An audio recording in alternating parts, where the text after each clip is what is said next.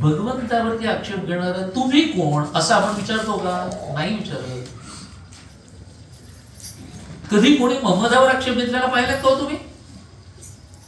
का नाही घेतला जात? कारण सर तन से जुदा ही भीती आहे. हिंदूंच्या देवांवर वाटेल तसे आक्षेप घ्या. त्यातही दुर्दैवाने आमची मन ही इतकी बुद्धी जी मारली गेली, ती बुद्धी इतकी मारली गेली आहे की आम्ही स्वतःच आमच्या देवदेवतांवरती आक्षेप घेतो. नाही पण ते सगळं ठीक आहे, पण तरी पण हे रामांचं करणं बरोबर आहे का?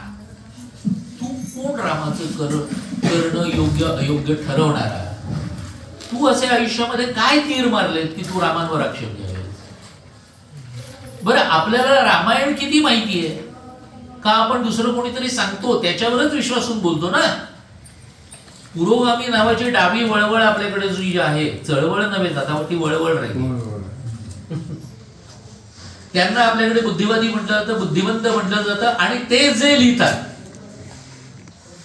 म्हणजे ते इतकं खालच्या दर्जाला जातात की एका बाईने, आपल्याकडे एक शोकसत्ता नावाचा पेपर आहे ज्याचा जोकसत्ता झालेला आहे, त्या पेपरमध्ये त्या बाईंनी लेख लिहिला होता आणि त्याच्यामध्ये त्यांनी म्हटलं होतं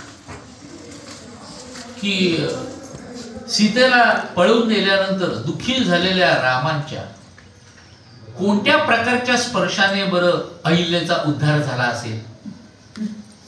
लक्षात येते ना संदेश काय देण्यात येते? आता मला सांगा की ज्या बाईला सीतेबरोबर लग्न होण्याच्या आधी अहल्येची कथा आहे हेच माहिती नाही रामायणात. कथा ट्विस्ट करून कशा दिल्या जातात म्हणून मुद्दाम आपल्याला हे सांगतोय की सीतेबरोबर विवाह झालाय का रामांचा तोपर्यंत, तर सीता त्याग कुठचा? अहल्येची कथा तर त्याच्या खूप आधी येते. बघायचं नाही, बिनधास्त खोटं लिहायचं, कारण माहिती आहे की याच्या विरोधात काही कोणी करणार नाही. आणि माझा स्वतःचा अनुभव सांगतो की याच्या विरोधातले लेख पाठवले तरी छापत नाही. मग आता सोशल मीडिया एक मोठं, तेव्हापासूनच हे सगळ्या डाव्यांची वळवळ कमी व्हायला लागली. कारण हे इतकं मोठं शस्त्र मिळालं ना लोकांना की तुम्ही जे खोटं लिहिता ते तुम्हाला पार लोक उघडे पाडतात. ज्यांचा थोडाफार अभ्यास ते आता वर्तमानपत्रात लिहिण्यापेक्षा सरळ सोशल मीडियावरती आपल्या अकाउंटवरती लिहितात. अर्थात दुधारी शस्त्र आहे की हे शस्त्र चांगल्या करताही वापरलं जाऊ शकतं आणि वाईटा करताही वापरलं जाऊ शकतं. वाईटाईचा प्रसार याच्यातून होऊ शकतो, पण आम्ही एवढंच बघतो की चांगल्याचा जो प्रसार आपल्याला करता येतो मग तो आपण वापरायला काय राहतात. तसे काही जण अहल्येचे पक्षधर असतात. बिचारी अहिल्या फसवली गेलेली, तिला बिचारीला काहीच माहिती नव्हतं. तो इंद्र आलेला गौतमांचं रूप धारण करून आणि त्यांनी फसवलं, पण अहल्येला मात्र शिळाहून पडलं आणि फसवणारा इंद्र मात्र सही सलामत सुटला. याला म्हणतात हिंदूंची पुरुष प्रधान संस्कृती. म्हटलं एक बरोबर आहे, आमच्याकडे पुरुष प्रधान संस्कृती आहेच, कारण आमच्याकडे पुरुष हा प्रधान असतो, स्त्री ही राणी असते. ती साधारणपणे प्रत्येकाची कार्यक्षेत्र आहेत. स्त्री आणि पुरुष बरोबरी वगैरे असा बकबकपणा हिंदू धर्मात नाही. बरोबरी कसली होते मला सांगा, नीट विचार करा तर आपल्याला कळेल. बरोबरी कसली होते? आंब्याची बरोबरी होईल, सफरचंदाची बरोबरी होईल. पण आंब्याची सफरचंदाशी बरोबरी होईल का? असं एका ठिकाणी बोलल्यानंतर एकाने मला विचारलं, म्हणजे तुम्ही स्त्रियांना सफरचंद ठरवताय म्हणजे ते कमी दर्जाचं झालं का? म्हटलं नाही, मी त्यांना आंबा ठरवतोय. आता काय बोलायचं? मुळात गोष्टच लक्षात घेतली जात नाही की दोन्ही मध्ये समानता काय आहे.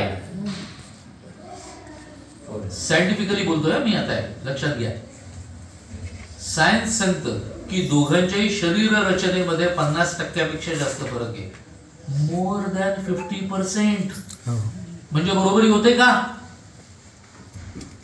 म्हणजे प्रत्येकाची कार्यक्षेत्र आहे, त्या कार्यक्षेत्रामध्ये तो प्रमुख आहे आणि दुसरा उप आहे. म्हणून आमच्याकडे बरोबरी नाही सांगितली, आपल्याकडे स्त्री आणि पुरुष पूरक सांगितलेले. पूरकपणा बरोबर असतो का बरोबरी ही बरोबर असते? आपण ठरवा म्हणजे आपल्याला कळेल. पूरकपणा असेल तर संसार व्यवस्थित होतो ना. जिथे तो उणा असतो तिथे ती बलवान असते, जिथे ती उणी असते तिथे तो बलवान असतो. बस एवढाच भाग आहे. म्हणजे घरात साधं आता 3-4 वर्षापूर्वी माझ्या कन्येचं लग्न झालं. तर कन्येचं लग्न घरातला मोठा भाग. आता यात काय काय करायचं काय काय नाही हे बायको मला सांगत होती आणि मी बरं म्हणत होतो. मग कुणी जर म्हटलं तुम्ही एवढा धर्मबिर्म बाहेर सांगता आणि तुम्हाला साधं एवढं माहिती नाही का? नाही, तिचं कार्यक्षेत्र आहे, तिला जास्त कळतं त्यातलं की काय करायचं असतं काय नाही, इथपासून कोणाला बोलवायचं असतं कोणाला नाही.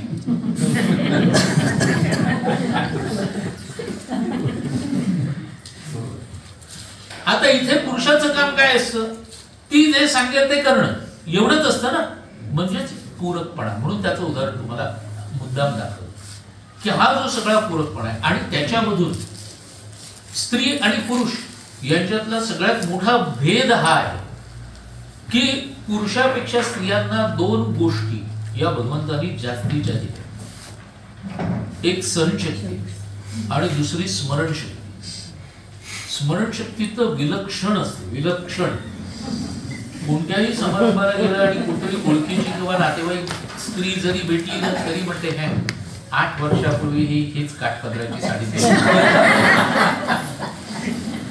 8 वर्षापूर्वी कोणत्या रंगाची काठपदराची साडी नेसली हे सुद्धा त्यांच्या लक्षात राहतं. आणि पुरुषाला विचारलं काल कोणती भाजी खाल्ली होती ती सुद्धा आठवावी लागते. इतकी त्याची अवस्था. आजकाल बरेच जण किमान मुलांच्या जन्मतारखा तरी लक्षात ठेवतात. नाही तर पूर्वी जन्मतारीख विचारलं अगं हेच असायचं ना. किती विलक्षण स्मरणशक्ती आहे बघा.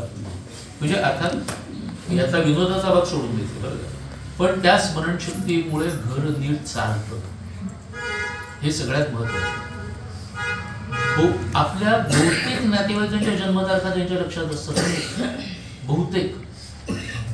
आणि पुरुष एकदा तरी बायकोची विसरतो ना, मग परत कधी जन्मात विसरत नाही. ही गोष्ट वेगळी.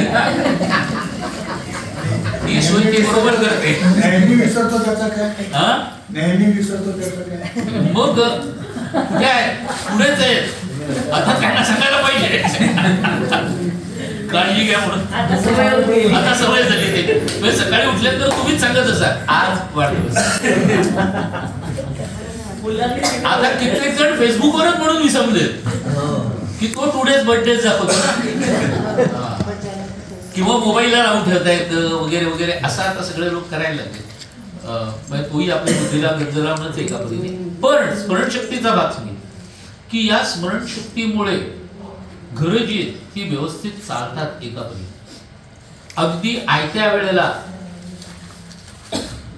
आता पैसे कुठून उभे करायचे असं वाटलं तरी साठवणुकीच्या डब्यातून मिळतात की नाही पटकन.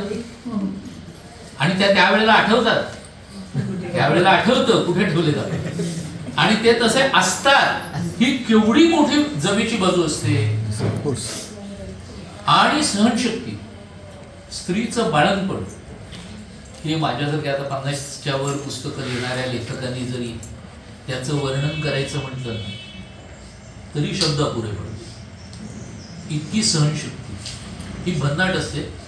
जणू मृत्यूच्या उंबरठ्याला हात लावून आलेली असते. त्या वेदनाचं वर्णन कोणताही लेखक कवी कोणी करू शकत नाही.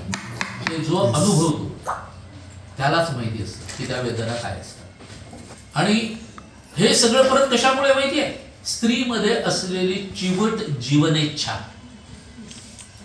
हा जो चिवट धागा आहे ना जीवनेच्छेचा, हा स्त्रीला नेहमी त्यातून तारत असतो. आणि म्हणून चटकन गिवअप करणाऱ्या बायका नसतात, पुरुष असतात. काही जणांना तर आरडाओरड्याची साधा ताप भरला तरी बोलव घ्या सगळ्यांना. ती सांगते अहो काही नाही झालेलं तुम्हाला, उद्याला बरे होणार. नको नको आता मला वाटत नाही.